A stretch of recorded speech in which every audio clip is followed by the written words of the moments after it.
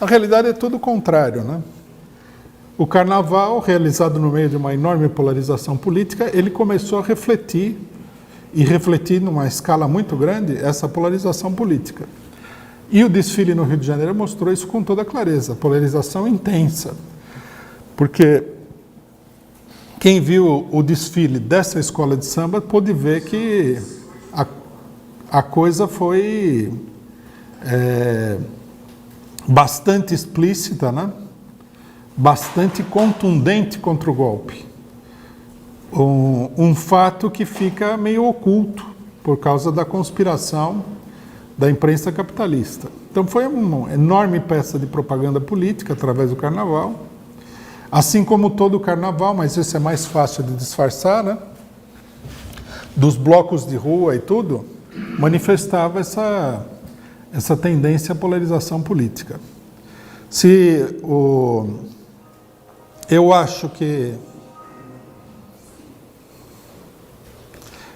que se mais agrupamentos aí não estivessem tanto na defensiva com a questão da política, pressionados pela imprensa capitalista e tudo mais, e não tivessem o preconceito de que a política não é matéria-prima para uma atividade como o carnaval, a gente teria tido muito mais manifestações, sem dúvida nenhuma. Mas aí faltou a visão da coisa, né? De muita gente,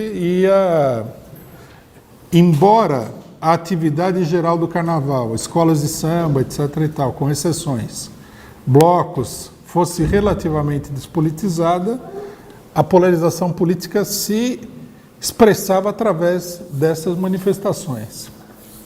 Bom, qual que é a importância dessa avaliação, né? Acho que a importância da avaliação é o seguinte: quando você tem uma situação política que se expressa com força em atividades culturais de massa como o carnaval, é porque a situação caminha para um nível de explosividade social e política, tá?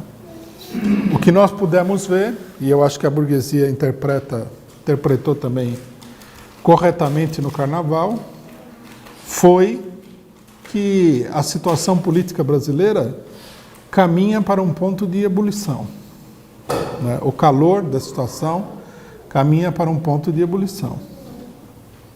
Acho que essa é a principal conclusão que a gente deve tirar do que a gente viu no carnaval. Nós vimos que a burguesia lançou aí também a sua peça de propaganda, né, a direita, com a escola Beija-Flor. Inclusive deram o prêmio para Beija-Flor, embora muita gente até que não é esquerdista nem nada, falasse que isso aí foi uma decisão absurda do júri do carnaval, da comissão julgadora do carnaval. O que foi mesmo, basta a gente ver as duas escolas desfilando, dá para perceber que o desfile da Beija-Flor, ultradireitista, né, de propaganda ultradireitista, não tinha nada de especial para o carnaval, era pura propaganda, como uma pessoa disse, era muita propaganda, pouco carnaval, né? Então isso aí mostra a polarização, o enfrentamento entre a direita e a esquerda, entre a burguesia e o povo de um modo geral se expressando no carnaval.